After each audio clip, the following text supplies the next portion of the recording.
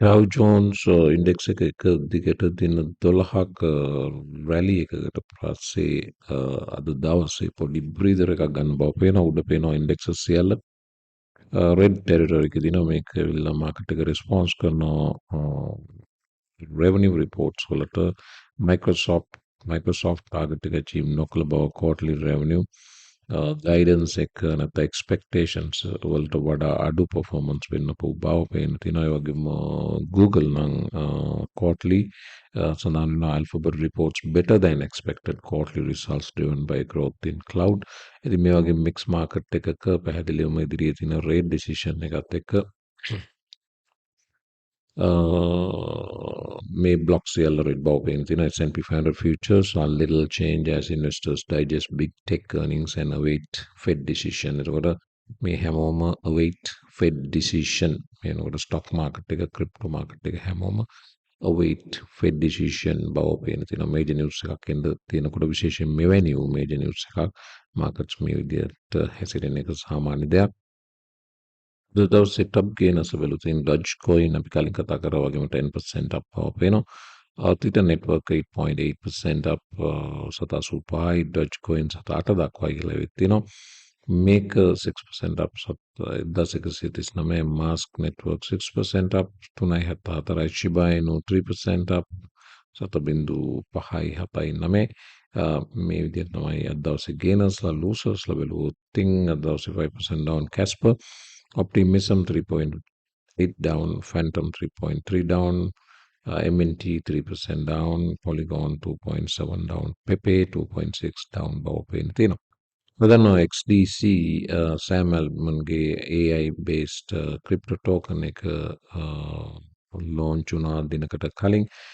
මේක launch වුණත් එක්කම pump වුණා. නමුත් price එක drop වුණා. අපි බැලුවොත් hourly chart එකේ මේ තියෙන launch එක ඊට පස්සේ launch එකෙන් පස්සේ price එක ඩොලර් 3යි ගණන් වල ඉඳලා 1.82කට වැටුණා.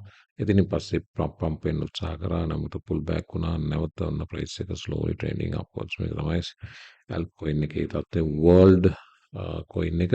ඉතින් Worldcoin එක ගැන විවිධ මත තියෙනවා. මේක launch වුණත් එක්කම මේ තියෙන එවැනි තොරතුරක් Worldcoin token slumps amid crypto community unease මේකට හේතුව privacy security token සම්බන්ධයෙන් මාකට් එකේ තියෙන concern එක මේ world coin එක සම්බන්ධයෙන් උත්තරිත් තියෙන බව වගේම මේකේ පොඩි connection එකක් තියෙනවා Sam Bankman-Fried වගේම collapse වෙච්ච crypto network එකක් වන 3 Arrows Capital ආයතනයේට ඒකත් එක concern එකක් වගේම මේ world coin සම්බන්ධයෙන් Ethereum co-founder Buterin මේ Sam Altmanගේ Worldcoin එක සම්බන්ධයෙන් ප්‍රශ්න නැගුවා මේකේ පොඩි රිස්ක් එකක් තියෙන බව විල්ලික් Buterin පවා කිව්වා ඒකට හේතුව Worldcoin's identity system proof of personhood faces issues with privacy accessibility centralization and security according to Buterin ඒ කියන්නේ proof of personhood කියන්නේ මේකේ කෙනෙක්ගේ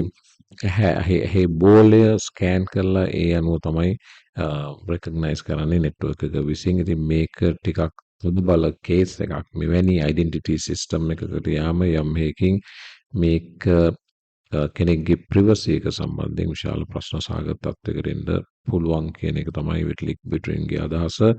ඒ නිසාම මේ තාක්ෂණය බේස් කරපු ටෝකන් එක සම්බන්ධයෙන් විට්ලික් බිටරින් බිය පළ කළ බව තමයි මේ වාර්තාව කියවෙන්නේ. ඉතින් මේකත් එක හේතුවක් වැටෙන්න. අනිත් එක තමයි ZAC XBT වදානවා. ZAC XBT කියන්නේ ක්‍රිප්ටෝ ඉන්වෙස්ටිගේටිව් ජර්නලිස්ට් කෙනෙක්. ඉතින් ගොඩක් ක්‍රිප්ටෝ ස්පේස් එකේ සිද්ධ වෙන අක්‍රමිකතා සම්බන්ධයෙන් කතා කරන කෙනෙක්.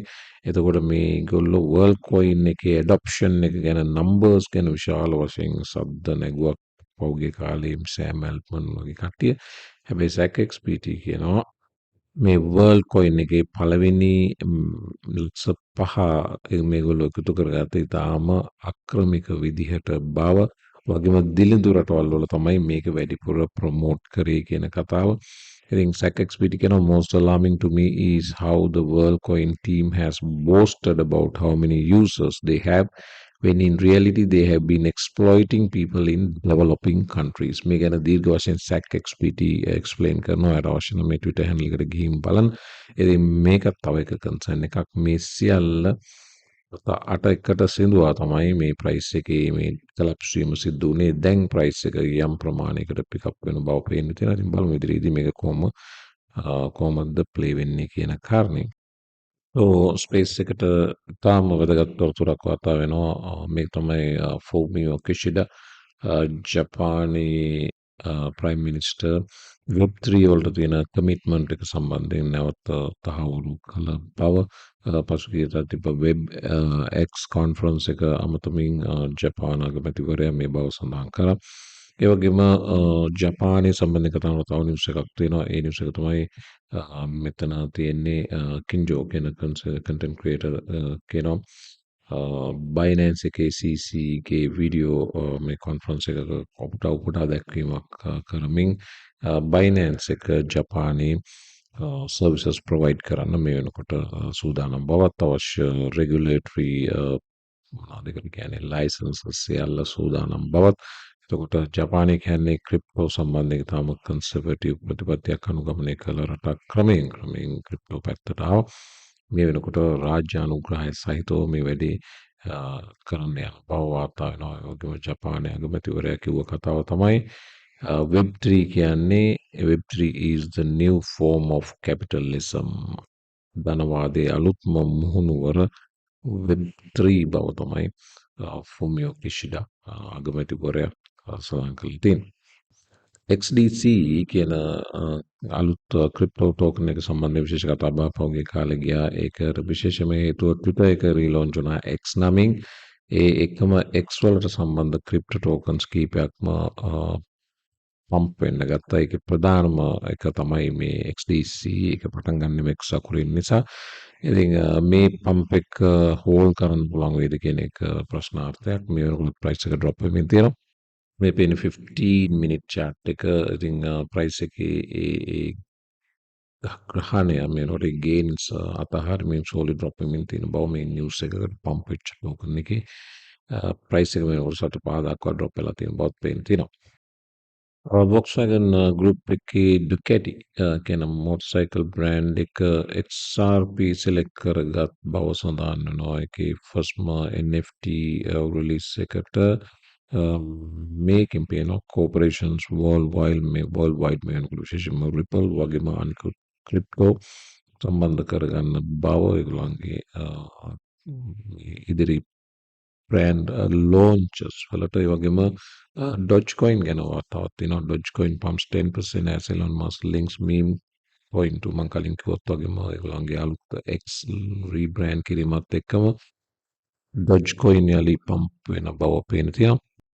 Coinbase මේ වාර්තා බලන්න Coinbase එක මේක Coinbase කියන්නේ US වල තියෙන largest crypto exchange එක German customers වලට තමයි මේ තොරතුර යන්නේ. Coinbase has announced that 8 altcoins are now available and investable for users in Germany. මේ අනුව HNT Blur, Arbitrum, Eagled, Pools, මේ O කියන්නේ Pools, ඊළඟට Audio Lido ATA යන tokens ටික German customers වලට available බව මේ අනුව වාර්තා වෙනවා. මාකට් තවමත් ක්‍රිප්ටෝ රිකවර් වෙන්න උත්සාහ කරන බව පේන තිබ්බත් තවමත් ඒ බෙරිෂ්නස් එක හිමමයි ඇල්කොයින් කීපයක් කරනකොට තවමත් රෙඩ් ටෙරිටරි එකේ තියෙන්නේ. මේ මොහොත වෙනකොට අතට මේ තමයි අද දවසේ ෂෙයා කරන්න තියෙන තොරතුරු ඕවරෝල් කොයින් මාකට් කැප් එක බලපුවම සාපේක්ෂ 24 වොලියුම් එක අන්තිම අඩුයි බිලියන 25ක් බව වාර්තා වෙනවා. මේ තියෙන බිලියන 25යි වොලියුම් එක රෙගුලර් වොලියුම් එකට වැඩිය ගොඩක් ඩ්‍රොප්. මාකට් එක බැලුවොත් 0.31 අප් කියලා පෙන්වුවත් ග්ලෝබල් ක්‍රිප්ටෝ මාකට් කැප් එක 1.18 දක්වා ඩ්‍රොප් වෙලා තියෙන බවත් පේන තියෙනවා.